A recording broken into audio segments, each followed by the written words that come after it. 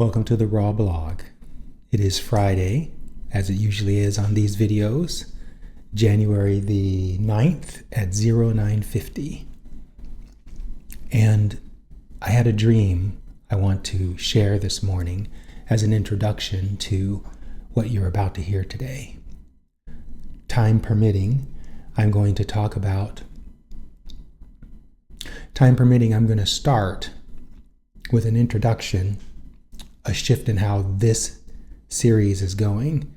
In the past, the Raw Blog has been about a personal journal, documenting what's happening in my life as a demonstration of the positively focused framework, complementing the experiences of my clients. But what I've decided to do in addition to that, I will be talking about some of my personal experiences, including the dream I had this morning, because the dream itself sets up some of the things you're going to hear today. But I'm also going to include instruction in this video series. I wanted to do a 101 video series, but I've been wanting to create too perfect a video in the video series in the one-on-one instructions. The one-on-one video series was to be specific instructions on the how of manifesting. Not very many people talk about the how, like how do you do this? How do you make it happen? And so I wanted the one-on-one series, the 101 series, to be that answer. But I've been so much enjoying putting these videos together and my Worthiness Wednesday videos together and my AI in Spirit videos together that I have not carved out time to do the 101 series. Mainly because the 101 series videos take a long time to produce. So instead, leaning in the direction, wow, I just realized what I'm saying is perfectly dovetailing with the dream that I had this morning. So instead, leaning in the direction of getting the information out rather than waiting for it to be perfect, I'm going to include much of the instruction I was planning to give in the 101 series in this Raw Blog series, starting today. First, let's talk about the dream I had, because it's perfectly dovetailing what I just said. One of the reasons why I was wanting to do the 101 series was to provide instruction, but also to provide instruction in an entertaining, precise, and visually stimulating way with slides and videos and things like that. Just like my first 101 video, which was the basics. But I'm realizing, especially having had this dream this morning, that I was leaning too much in the direction of what other people would think about those videos. The Worthiness Wednesdays videos, this video series and the AI in Spirit videos, I don't really care what people think about what I'm putting out. I'm putting them out for me. So, the dream I had, this is so good. The dream I had this morning was clarifying to me that I am further integrating or reintegrating validation that I had once sought in others, once sought outside of myself. This will become clear as I describe what happened in this dream this morning. By the way, this is not the only dream I had, nor the only dream I recall. There were several other dreams that are not pertinent to what I'm talking about today, but very pertinent to my personal life experience. But in this particular dream, I was in what felt like Southern California. It wasn't Southern California, but Southern California is where I was born, and it represents, the geography represents my spiritual home, so to speak.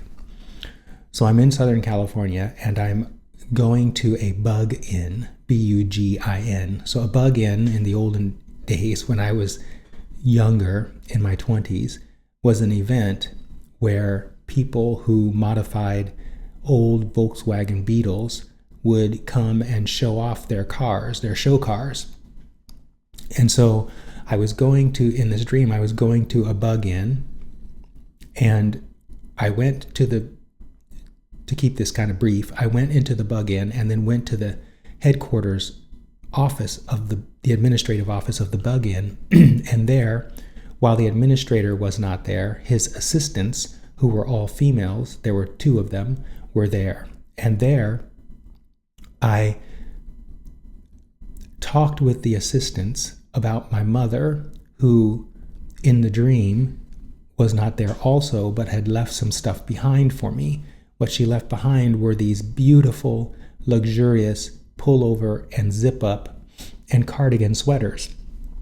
And so I picked up this bag and I put the cardigans and the zip up and the pullover sweaters into the bags while talking with these beautiful women about my mother. I was explaining to them why my mother wasn't there when she was supposed to be, because she is an entrepreneur and she has other things going on. I put the stuff in the bag and then walked out into the next dream. So what this dream symbolizes is the process. I should first say, dreams are not literal. What happens in non-physical, which human beings call the dream state, here I am offering instruction.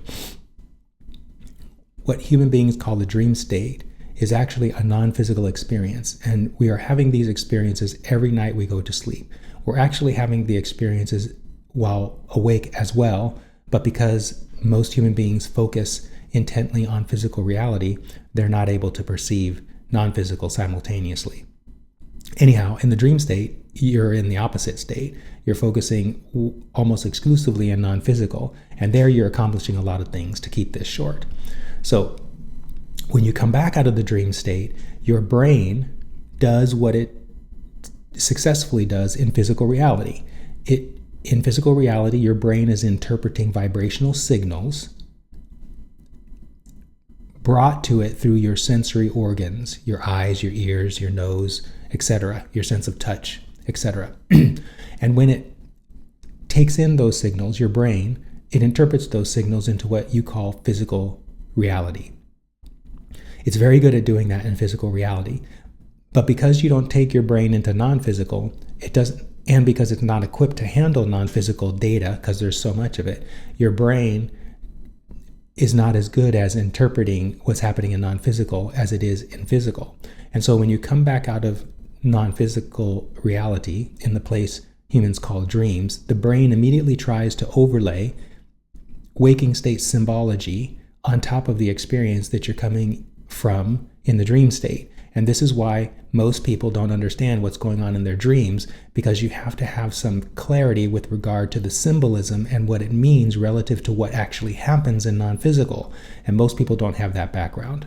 So this bug-in that I went to and the sweaters that I put in these bags and my mom being in the dream in a non-present way all reflects symbolism.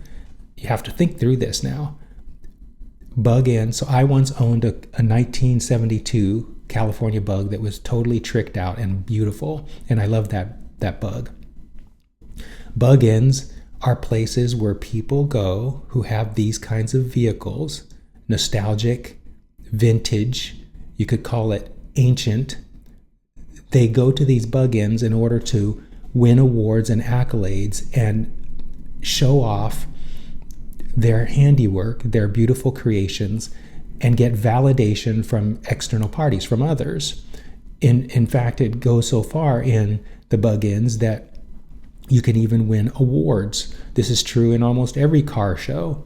And so this dream represented me in the vibration of standing in the frequency of external validation, receiving external validation, and that's something you don't want to be doing. You don't want to be getting external validation. You want to get your validation from internal sources, primarily your broader perspective. And so in this dream, I go to this bug-in, which is the frequency of external validation interpreted through the symbolism that my brain has from my history of living. And there I pick up these sweaters. So these sweaters were luxurious, beautiful cardigans, pullovers, and zip-up sweaters. And these sweaters in the dream represent the warmth and coziness of the wisdom handed down from my mother. My mother not being my biological mother, my mother being the universe, all that is, and my broader perspective. So taking this wisdom and putting it in a bag in the context of this bug-in represents me reintegrating the fact that my value is internal, not external. My value is derived from my internal state of being, not the external world. That was a wonderful dream and a wonderful interpretation, and I'm deeply appreciative that I got the message. You don't have to consciously understand what your dreams are about to get the message, because those things are being integrated automatically. But it helps tremendously if you know what your dreams are telling you, because in your active awareness of it, you participate actively and therefore accelerate the integration. So this dream, the reason why I was having a mild epiphany earlier in my presentation now is because this dream also validates what I'm about to do in this video, which is talk about two other things. One of the things I want to talk about are the recent ICE murders, because a lot of people are talking about that, and especially the people on the left are up in arms about what's happening with ICE and them murdering. I think there's been 2 or 3 women murdered now. Murdered, let's call it killed, because that's what's actually happening. It's not a murder. I want to talk about that. And as I was thinking about talking about it this morning, I was in the state of mild awareness that some people might not like what I'm about to say. That's being concerned about external validation, and the dream happening before in physical reality, which is perceived to be linear, but actually it's all happening at the same time. So all of what I'm talking about seemed like it was happening in a linear fashion, but it was all happening at the same time. In my dream, I was soothing the mild concern I just shared about concern about what people were going to say about what I'm about to say. So good. And having soothed it in the dream state and being aware that I soothed it in the dream state, I'm now in the space of being able to share it with no concern about how people are going to take it, because I don't care how people are going to take it. My validation is inwardly sourced. So now let me talk about these murders real quick. Let me talk about these incidents where these people were killed. They're not murders. So in order to really understand what's happening in physical reality, this is the instruction. You have to have a broader picture. You have to have the bigger picture. And the bigger picture includes what human beings are and what they're doing when they're here. What human beings actually are at the core of what they are. And what they are is pure positive energy, here participating in the expansion of all that is, while at the same time participating in their own expansion. And these beings, when they come into physical reality as humans, they're coming in with all kinds of diverse perspectives and values with which they want to express in order to facilitate their expansion and their contribution to expansion of all that is. And because of that, there's an immense amount of diversity on this planet, because no 2 points of consciousness are coming in to accomplish the same thing. But when human beings come into physical reality, these beings come into physical reality as humans, they get mixed up a little bit. They kind of get stuck, as Abraham likes to say, in the step 1 moments of physical reality, the contrast that is presented. And there, they get a little confused about what they're here to do. And then in their confusion, they begin to create realities that reflect back to them that confusion. And if they're not consciously aware of what they're doing, then they will double down on the manifestation that is their confusing physical reality and create more confounding experiences. And that's what happened with these 2 women. Now, I want to put an Abraham message on screen right now, because it points to exactly what I'm talking about, where people who are unconscious of the vibration they're emanating, and therefore unconscious as to why their physical reality is reflecting back to them what they're reflecting, and also unconscious as to why they're leaning in the direction of the manifestation, the dissatisfying manifestation they've created. They're unaware of all of that, and so they lean in more in the direction of their confusion, their unconsciousness, and then the next thing you know it, they're dead. That's what happened with these two women. ICE did not do anything to these two women. They did it to themselves, and that is true with anyone who dies. All death, Seth likes to say, all death is suicide. In other words, not only do you plan your coming into physical reality, you also decide when you're ready to leave and the circumstances through which you're going to leave. So if you looked at that Abraham email I just said, now here's the thing, some people don't believe Abraham is real, but I have had years of empirical study looking into who Abraham is, and the result of my experience, which I wrote about in the blog I'm going to put a link to in the comments, and also show a picture of the blog here so that you can go and look at it and read it yourself. The experience I've had convinces me that Abraham is exactly what they say they are, and therefore they are infinite intelligence and are sharing their intelligence, their wisdom with us in order for us to remember who and what we are. So when Abraham says in that email that you just saw that people are moving through their world confused and not really sure about what they're doing, and then suddenly they die, that is an experience they are creating for themselves. So ICE didn't murder these women. What happened was two beings, in each case the shooter and the person who got shot, these two beings were perfect matches, reflecting back to one another that which each person involved is emanating. Now, this validates the reason why this practice, the positively focused practice, is so valuable, because you want to be conscious and aware. You want to be consciously aware of, number one, what you are, and then number two, why you're here, and then number three, what's the purpose of being here. The purpose of being here is not to change things. It's not to fix things. It's not to right wrongs. It's not to punish the evil. It's not to do away with evil. You're here for the joy of expansion. And some people find joy in protesting. Some people find joy in being an ICE agent.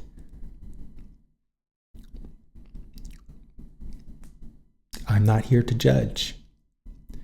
But the challenge with some of that passion and energy, especially if it's generated from negative emotion or unconsciousness, or even worse, distortion, if you're trying to fix something, or you're protesting or pushing against something, and you don't realize that what you push against gets bigger, then you're in distortion, you're confused. And the more you push against that, the more it's going to push back, until suddenly you find yourself in non-physical, having been shot in the face. So this is hard for people to hear, but it doesn't make it untrue. This is why the positively focused practice, law of attraction, what Abraham's talking about, what Seth has talked about in the 60s, and what every ascendant master has talked about throughout time, this is why this information is so valuable and important for each individual. But no matter, we're all eternal, so we get it eventually. Doesn't have to take many lifetimes, but it's a good thing we're eternal, because we have as many lifetimes as we need to get it. It's so good. Okay, the last thing I want to talk about is something that a couple of clients new clients have a word that they've used to describe what I talk about in the positively focused practice. I talk about in the positively focused practice, I'm 20 minutes in. think I want to stop here. I'm 20 minutes in. No, I'm gonna continue. Because what I'm about to say is important. So 2 of my clients have used this word to describe the process by which, in this practice, we tune ourselves vibrationally in order to perceive, to receive, to create, perceive, and then receive a reality that's aligned with everything we're wanting. The word that 2 of my clients have used to describe this process is reframing. They say we're reframing our stories or our beliefs in order to align. No, that's not what we're doing. We're not trying to reframe our reality. We're not trying to reframe. What we're doing, instead of reframing, is we are, through this practice, we're learning how to create reality from the source, from the level of vibration. It feels like and sounds like reframing because we have to start somewhere. And most people are mired in hyper-focus of what is, hyper-focus of physical reality. And so reframing means you're looking at physical reality and then telling a different story or thinking of a different belief about that which you're seeing. But that's not what we're doing. That may be where we start.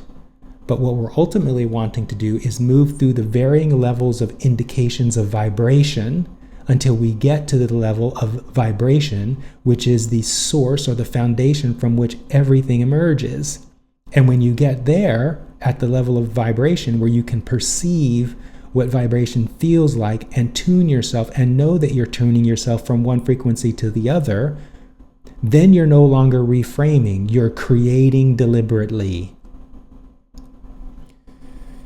I did that in 2 minutes, so I've got 2 more minutes, I think, to explain. So, in this process of the positively focused practice, we're moving through levels of creation. Levels of creation indicated by certain indicators. There are some indicators that are lagging indicators. This is me providing instruction. There are certain indicators that are immediate indicators, and I'm going to list them now. This is why this is not reframing. With my clients, I gradually move them through these levels of perception. The first level of perception, which is has the greatest lag, it's a lagging indicator, which means it's late with regard to telling you where you are. The first level is physical reality. Physical reality is a lagging indicator of where you are with regard to your vibration. And it's mostly a lagging indicator because there's inherent resistance built into it, which means it takes longer for things to manifest. It takes longer for your vibrational focus to show up. And on the things that you have a lot of resistance about, it takes a long time, years or decades, before what you want to show up. So it's a lagging indicator of where you are relative to your vibration. That's where we all start. That's where we start in this client practice, because most people are hyper-focused on physical reality, but they don't realize it's a lagging indicator. So you can't focus on physical reality to know where you are vibrationally because it's lagging in its indication. So we move from focusing on physical reality to then focusing on emotion. Emotion, however, is also a lagging indicator, but it has much less latency in it than physical reality, because anytime you focus on a thought or activate a belief, then you almost immediately have within you an emotional response to that thought or belief. But it's still lagging because it's not vibration. You're not tuned into vibration if you're focusing on your emotions, but you got to start somewhere. So we move from physical reality in this practice to understanding what emotions are, and then using emotions to tune our frequency. That gets near the end of the beginning level of the practice. Then we move to the next lagging indicator. There's a lot less latency, a lot less lag at this level, this next level, which is thought and belief. Now, thought and belief aren't the same thing, and I'm not going to go into the details of those two. Maybe I'll talk about those in a future raw blog, but they're different. Belief has more vibrational momentum in it than thought, but the two are they're in close proximity of each other, but there's still latency. they're lagging indicators of where your vibration is, because it's not vibration. It's vibration with momentum built in. So once we move from emotion into then monitoring and adjusting our thoughts and beliefs. That's the close to the most subtle level of awareness, thoughts and beliefs. And you can just talk to people around you. Most people are not clear what they're thinking and what they're believing. They're hardly even clear what they're saying. And I know this because when my clients get to this level, one of the indicators of their success at this level is that they begin to, in the moment, censor themselves. They become very deliberate about the words that are coming out of their mouth, because they recognize that words are expressing thoughts and beliefs, and thoughts and beliefs have vibrational power, momentum behind them. So they become very aware of and deliberate about the words that are coming out of their mouths, as well as the thoughts that they're thinking. This is indicating the initial levels of mastery. It takes a while for people to move through this level, the clients, but they eventually get then to the immediate indicator of vibration, which is vibration itself. Now, it takes a long time to be able to perceive what vibration you're in and how to move from one vibration to another and what it feels like when you do that. And that's what this practice is about. It's about amplifying your relationship to your vibration, amplifying your awareness to your vibration, so that then you can use that awareness to allow, by tuning your vibration, that which you're wanting to see in your physical reality.